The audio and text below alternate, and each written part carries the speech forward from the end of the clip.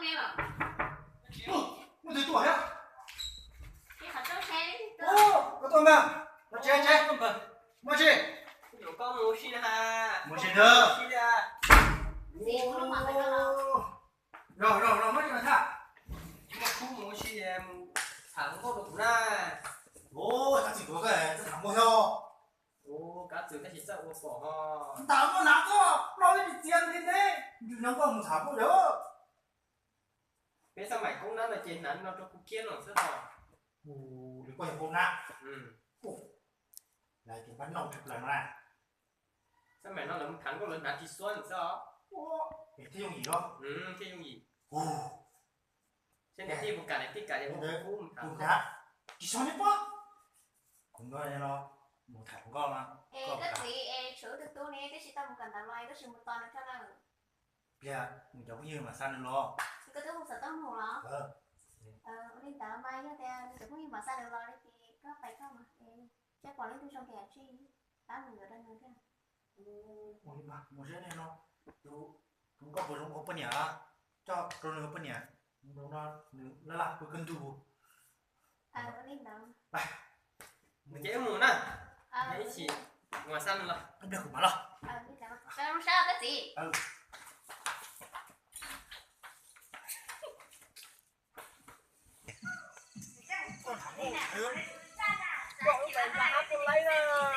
xuống.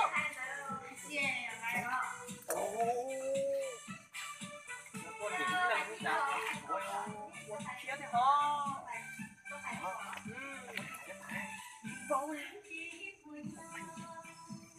Đi đâu? Cho con một cái con lái xe không bao nhiêu? Ở đây. Đúng rồi đấy. Con lái không? Con nhỏ tu nó cơ. Đó. Lừa trên nghỉ. Lừa.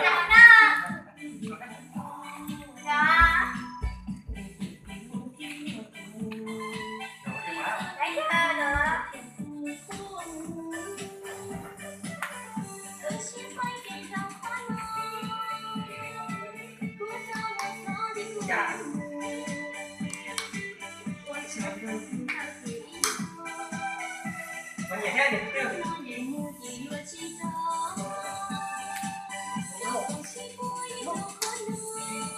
Không có một cái kinh nghiệm á. Rất đó, nghe phải không? Nhảy đúng luôn. Thằng cái xích cũng nữa. Có đâu rồi. Thế chả. Chị này chị à? Nhiều. Ủa, nhiều nói là ta có lao mà cái.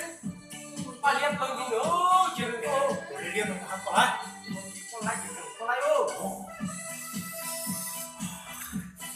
Chịu kìa. Ta chỉ mày này. Do chỗ đồng ta. Hả chứ?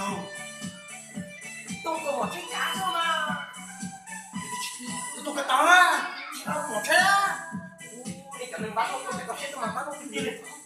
Bây giờ cho bụng trong nơi xin ra lấy. Tôi có một chiếc cá thôi. Bắt đồ. Chọc của những chó á. Tiền bắn đúng không? Màu kêu. Cậu lấy cá rồi. Tôi có một đó. Ôi thì đi cá rồi. Nhưng đấy đâu. Hai hồ. Chỉ biết cái của nó đâu. Ôi, lúc nào tôi có một. Đi chỉ chết tôi của tôi có một cái chỗ của tôi. Đi tới cả để cô ơi.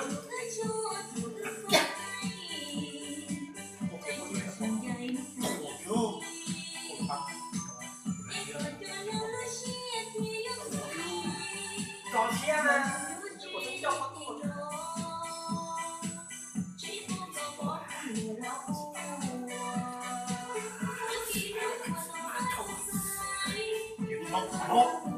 Tôi trong bệnh tôi trong nó rất. Không phải thế đâu đó là chỉ ngon. Anh nên cắt trứng sẽ phải khổ.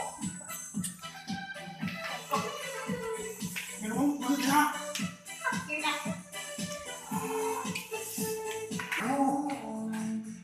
Không hóa.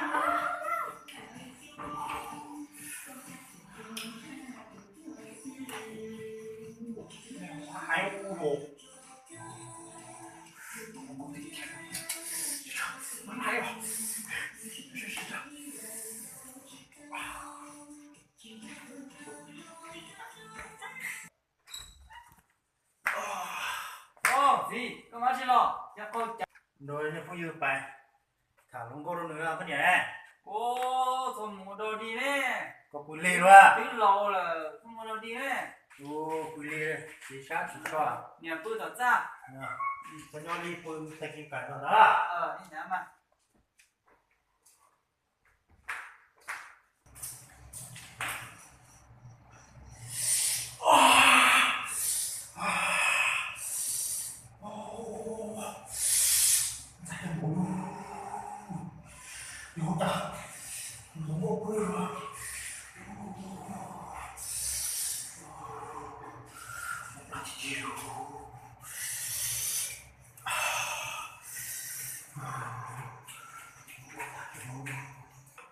thay tao đó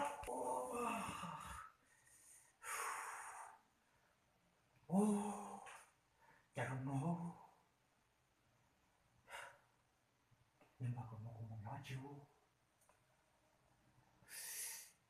một câu nó có điểm vui tôi luôn chả chỉ có điểm thiếu trên một kiểu nó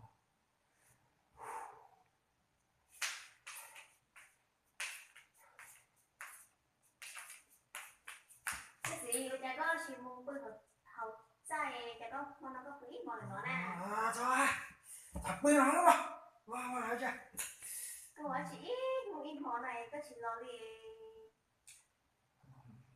để có việc mọi con à ai à chứ bơi sao lại quá ui các bạn nhảy đi bỏ chứ phải chứ các bạn chào mọi người có lời cái chất cháu nó đi ra rồi à chị cũng nghe đây chị cứ nghe các bạn tuổi rồi ta có bị đi cả nhiều tuổi mua lại chứ chị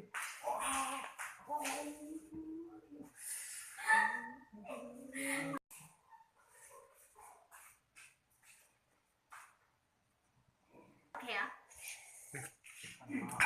đi chơi có gì chắc có ở bên nó có bên họ đi cũng tali xí nè rồi cái xe chụp mà nuôi thì có khen đâu vậy thì ở bên nó có bên họ đi cũng tali xí nè ơi nói chưa sao là hậu sao có một khe đó nè thế tao bên nó có bên mua xí tali xí nè thế đó là chỉ cái có bên họ đi cũng tali xí nè có một khe nào có một chỗ là xe thằng nè có là xe có giờ khe của trong đó là xe có cho xe có giờ cũng cho có một thơ nó trả cái của tí hai á nói chưa một khe chắc khe đó rồi khi có sẽ chạy quá của chị trẻ là ư vấn đề gì là tao mà nó lúc xong tụi mình nhớ tới lo tiền con tiền đâu ta cũng chị trẻ con liền ở trước kia nên ra là cái cuộc sinh mà chị chơi đi ừ thì bây giờ cũng những bài tôi thì có cho bao nhiêu đôi mình nói thì nó không có vừa nè chuyện khác của nó phải hai chuyện cũng đông có món này chỉ bỏ rồi bây giờ nó không có vừa lo tay nó có đi cũng có thể thì chỉ là vừa ra thì vừa nó không nó chỉ có theo để họ đi cứu được gì những nhóm gì ê có biết một đã chi linh đạo rồi chứ chỉ bỏ luôn xả đến chơi giống nhà đi đâu có bự nó luôn có một bữa thì chụp con nhà đi nó nè chụp con lấy tổ tết tổ chè đi cho nhà đi lé xem nè có mà sợi lô chỉ tiếc cái liền có tiền thì có chuyện chịu nè có mà sợi lô hai chị tao có gì cái leo của tứ bó để đá lô lại dây cùng mà đi một hai còn để đá lô mới khó cho nó có mà rồi có rồng cái có sâu lên tờ lại uli mà đấy đã có giờ chúng nước của hai nè có giờ nước của hai đấy dây rồi của chị thiệt đúng không uli à con đã mà sao hỏi có bảy một sọ một bữa bạch mà là bảy mà chứ mà bạch đẹp mà chứ là cho có một khói cái sữa này thì sản nó có bữa là bữa đúng không con là con này chị có lấy chi nào một cái là sẽ tụi bay không lại một cái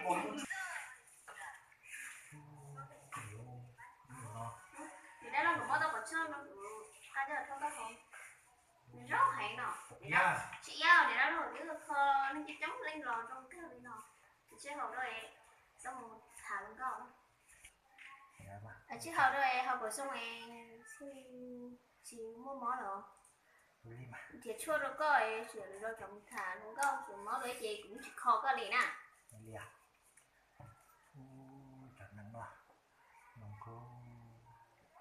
giờ ta chờ nó không có đi à chị đâu sẽ phải nghe cái chỗ của một chị ta chờ nó rồi nên đó mà là cái là quên nè bữa nay cái là không được khen mà